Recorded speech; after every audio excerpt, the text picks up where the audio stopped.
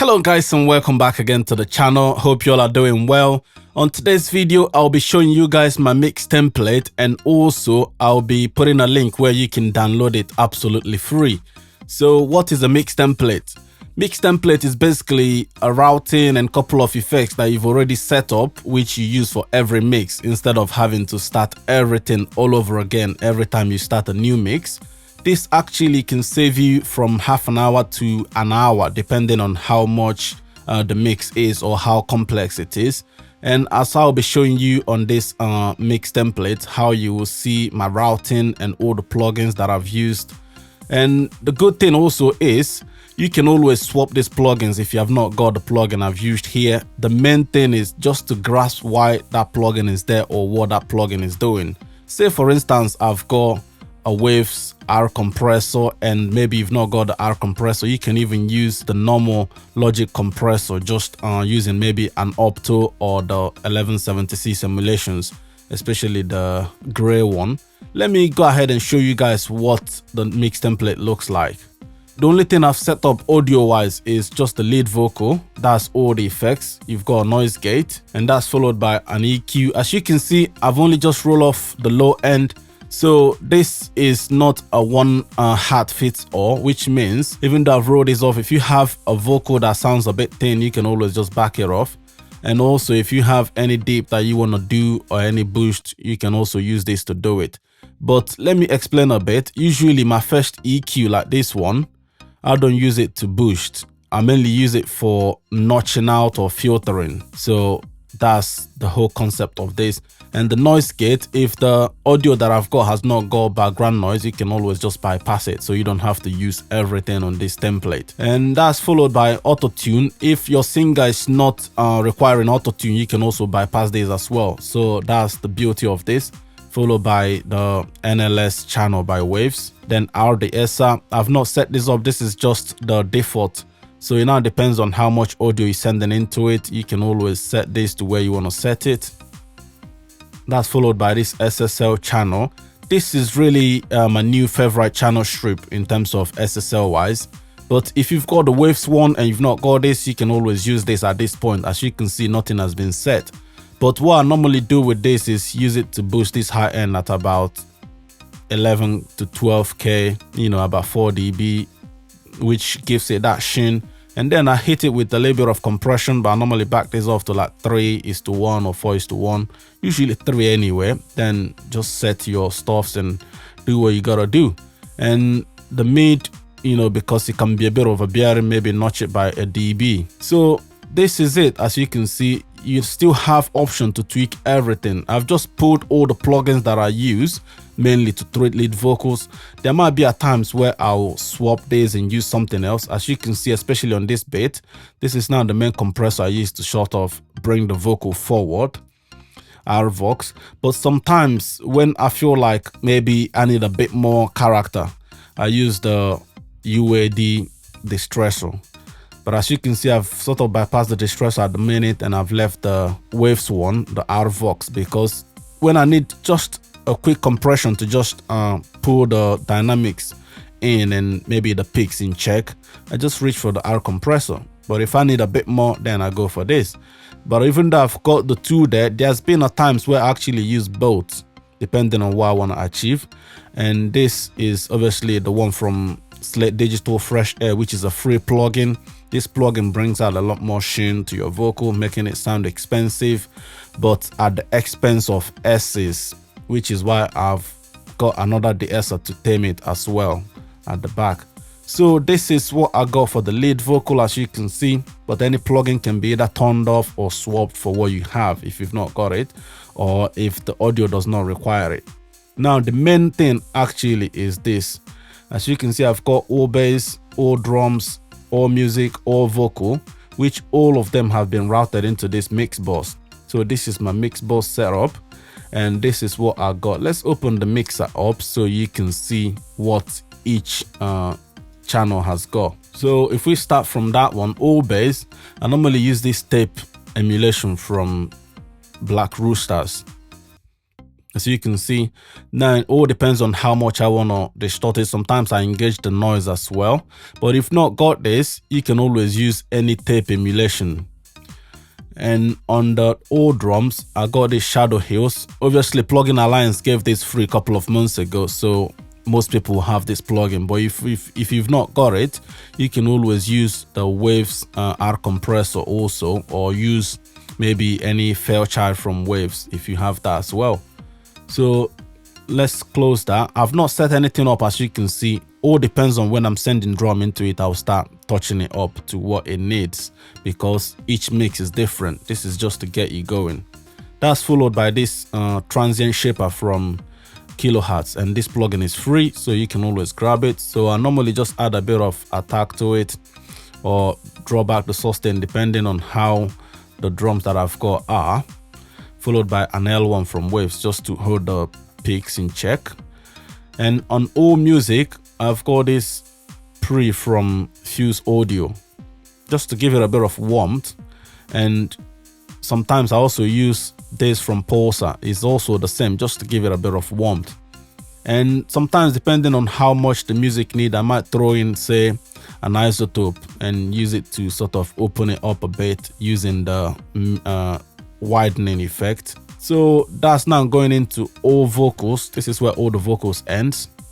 What I've got there is this Beat Crusher. I've done a video about this, which I picked up from Jason Joshua, because one of his assistants, Maddox Chim, actually showed this on Sound on Sound, that they use the distortion in Pro Tools, but I've sort of used this Beat Crusher to recreate something a bit similar. It might not be exactly the same, but I gave me the effect that's a bit closer to this. So if you look up on my video, I've actually got a video on this where it says Jason Joshua's vocal mix boss tweak. So that's going into this Neve emulation EQ by Logic. Just a tad, as you can see, I'm just bumping 0.5 on that high end, which I think this is set at 10K. It's just to open the vocal up a bit more, followed by R compressor. So depending on how much vocal, as you have said, I'll now pull the threshold just to catch about 2 to 3 dB at the loudest part, just to smoothen everything out. You don't want to overdo this or over compress it. Then I might add the makeup gain to suit. So this all 4 now goes into the mix bus. As you can see on the mix bus, I put a gain plugin first, so that if the volume is a bit too much, I can always back it down. If it's not too much, you can turn it off. That's followed by the SSL bus compressor, which you can also set up depending. I normally put this over sampling on. You can play with the dry and wet. You can also play with the sidechain high pass depending. But as you can see, the attack is always at 30. The only thing I change a bit is the release, where I either have it on auto or have it on the fast, which is 0.1. So those are the 2 places I normally put it. The rest is just pulling the threshold till I get the kind of compression I need, which is usually maximum 2 dB at the loudest part, but most times just a bit of tickle, maybe 0.5 or 1 dB. You don't want it to go past this middle of 0 and 4. So that's now going into this black box. This is basically my own preset that I'm using now, but I derived it from this Mixbus 2. As you can see, Mixbus 2, but I've now changed it up a bit just to suit the kind of thing I do, because I felt like the Mixbus 1 was a bit too much for me and the Mixbus 2 was just in between, but I tweaked it a bit, and I've obviously put it as Zany Pro Mixbus here, which when you download it obviously will be on that setting. You can now save it to where you want it to be. That's now going into Isotope Ozone 5, but you can use any multi-band widening plugin, stereo imager, to do this. So what I'm basically doing is, which I've named mono low low. So from 80 Hz and below, I've monoed it. So it's 100% mono, but the rest just stay how they are. So you can always use any multi-band plugin you have to do this, even if you've not got the Ozone 5. If you have the 9, 7, use it to do this. Just mono everything below 80 Hz so that you have a bit more focus on your mix. So that's not going into Celestial. This is just to give me that SSL fusion type of saturations in Mojo, because this plugin actually does a lot of wonders. This is from Acoustica Audio. Obviously, I love all the plugin Acoustica Audio make. What I normally do with this one also is just pull this texture and pull this harmonics, and all depends on the mix. Remember to turn it on though. Or now, depending on the mix, I might add a bit of low or might add a bit of high, depending on the mix. But if it doesn't need it, the main thing I use is this harmonics and saturation, just to bring the mix up front. Also, sometimes I might just touch a bit of this mid side or this dimension, but most times I don't use it anyway. I just use this.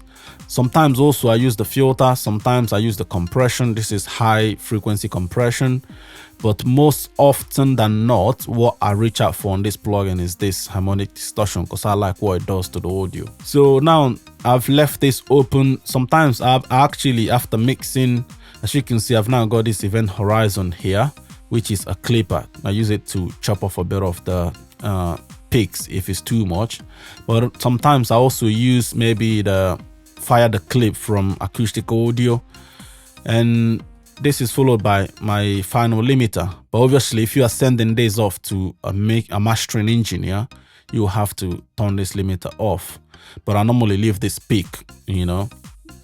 Sometimes all depends. If they say, okay, just take off that, I take it off. But more often than not, I leave this, even if it's going to a mastering engineer, because I'm not doing much. As you can see, it's just a tad that I'm taking off. Just that maybe a dB or so that tries to jump off to make the mix sound a bit tamed, if that makes sense, followed by the limiter. So I've left here because what I do sometimes is, after doing my mixes, I just try to see how much balance the mix is. I throw in the isotope, because I've got the isotope ozone 9 element. I just throw it on, use that mix assistant to see what kind of EQ curve that will pull up. It might tell me that if the EQ curve has got a lot more on the mid-range, so I know that my mix is maybe lacking a bit on the mix on the mid-range. What I will do then is I will sort of try to push my mid-range stuffs a bit and try it again, see if there's any changes. If there's not much changes, and I feel like even with the EQ that the isotope has put in, that is actually helping the mix feel a bit more upfront, I just leave it there. So let me now show you guys the effects that I've got on at the moment. This is Reverb A. As you can see, is a Valhalla vintage verb. So this, you can use any concert hall, any hall reverb basically, and you can change the decay to whatever you want. This is the default. I normally change it when I start using it. But the whole concept here is Reverb A is mainly for my large hall. Reverb B is mainly for plates. As you can see, I'm using the Relab Development Essential plate. And now the third one is a room, which I'm using the Softtube TSAR 1R. As you can see it there. But you can always swap this for whatever you want. Sometimes if I feel like maybe the plate, because I've noticed this Relab plate is quite bright, but also sounds so good. But if I want the vocal not to be too bright, I might even use the plate in Valhalla. Just drag a Valhalla here, change it to plate, and off we go. Sometimes also I use this for the ambient. I like the ambient when I'm dropping it on a vocal, maybe a couple of background vocals. So that now goes into this EQ that I use to filter depending on the mix. So you can see all of them have got an EQ behind it. All these have been bushed to 24, which is all Vox, because these are for vocals. These reverbs are for vocals only. I've got this first delay, which is a H delay. It's a 8 note followed by a doubler, so it's not landing in the middle. The next one is another delay, which is stereo delay in Logic, but you can also use the H delay to do this, but it's mainly 8 dotted and 16 dotted. Sometimes I might change it to maybe quarter note or something, but that's obviously what's starting. And then I've put a phaser to sort of help move it around so it's not right in the middle. And I put a bit of reverb, which helps push it behind as well, so it's not competing with the main vocal. So this one that I named delay T is delay throw, basically. So there might be some phrases that I want to just repeat itself and then go back. That's why I use this for. I normally automate this one. I can change it if I want throw to be, say, 8 notes or half notes, but I normally use quarter notes for the throws. So as you can see, all of them have gone to that 24 all vocal, because all these are for vocals. Now I'm going into Vox Para. This is parallel for my vocal parallel stuffs. So what I'm using is just to filter the lows, and then I'm using this Logic compressor, the Studio VCA, which is emulation of a Focusrite compressor. And sometimes I might use this 1176 from UAD. That's why I've turned it off at the minute. So these ones that are sort of muted at the back is alternative that I use, but you can always take both out and use whatever you want. This is now going to the next one, which I call Vox Slap. It's basically a slap. And I'm using the CLA unplugged on here. So you can see I've turned off the bass, which is more of EQs here, turn off the compression, turn off the first reverb, and using this tight reverb, which is just a touch of reverb to help push it behind a bit, so it's not jumping out too much, but it's a slap delay. So if you notice there, I've also turned off the direct, so I'm only using the effect. So that's my alternative. This UAD precision delay mod is alternative to that when I'm not using that. You can also use maybe the normal delay, stereo delay, if you don't have all these plugins. Now the next one is a doubler, which is same waves doubler, to help give it this effect. This is actually Pensado preset, but I've named it Zany Pro Pensado Vocal so that it's easier for me to pull up instead of having to scroll through a lot.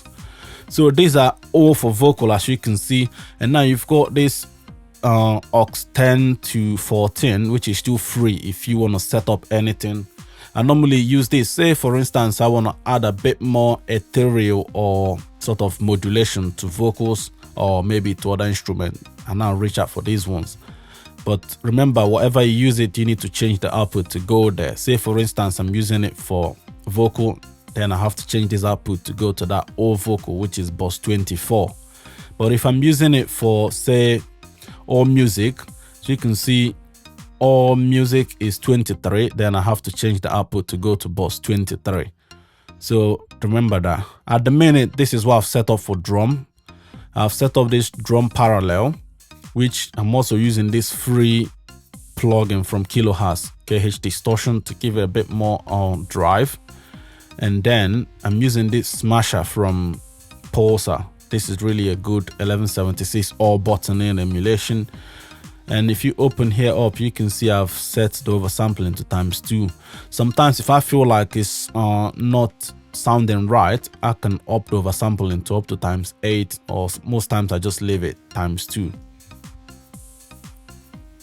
That's now followed by this tube EQ in Logic, but you can always use any Pro-Tech.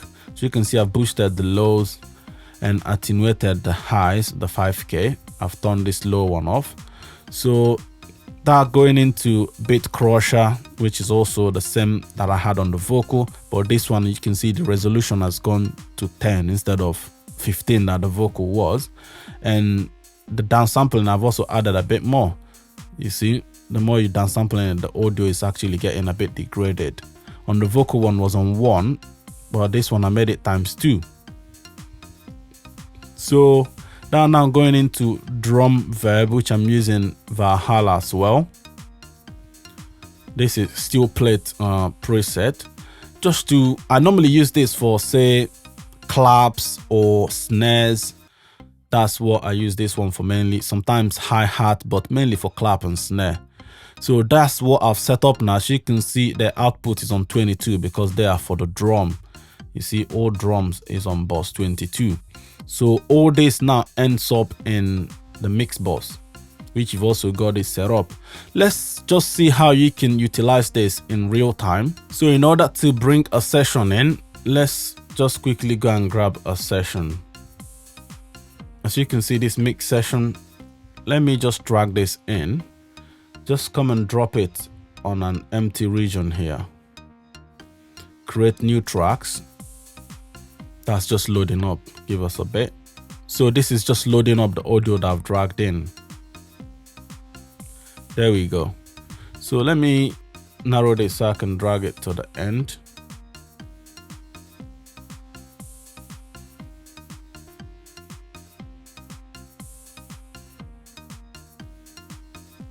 So let's just go through each and every sound. This is the kick.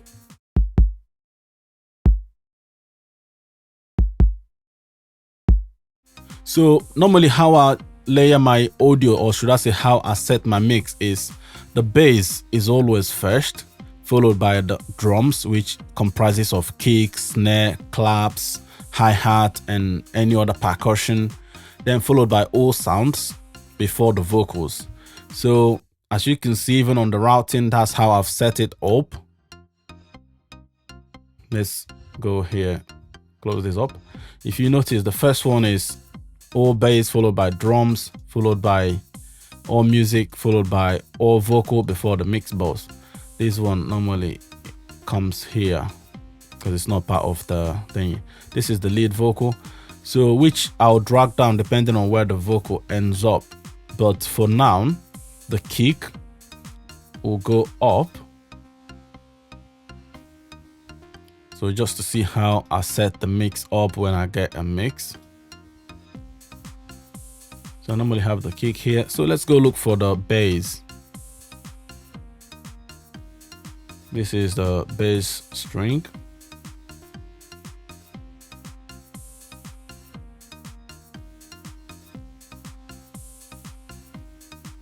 Bass stays on top of the kick, sorry. I think on this mix there was two bass, that's another bass. So which will also drag up to be above the other bass. So there you go, you've got your two bass, which can go to the O bass. Now you've got this drum, and if we go for the claps or hi-hats or whatnot, this will also go. As you can see, there's this hi-hat here.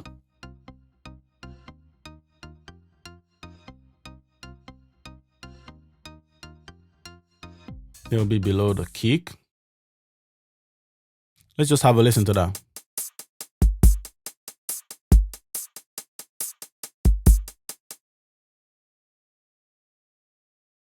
So this is the clap.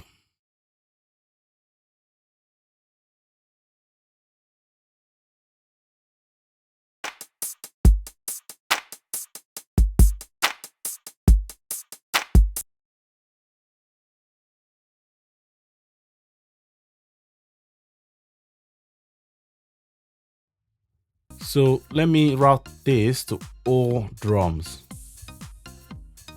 Now listen to that again.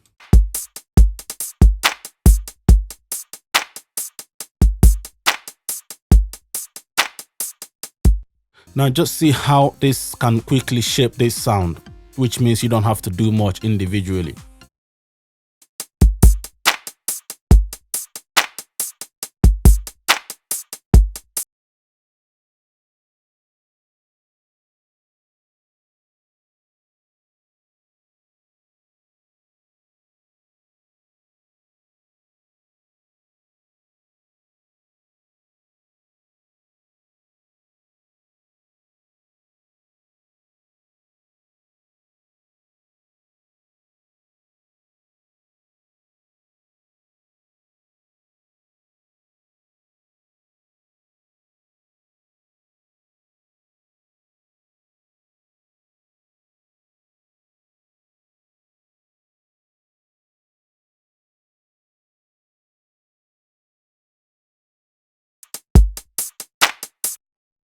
So you can see how you can quickly improve a sound without having to run around much, just by routing.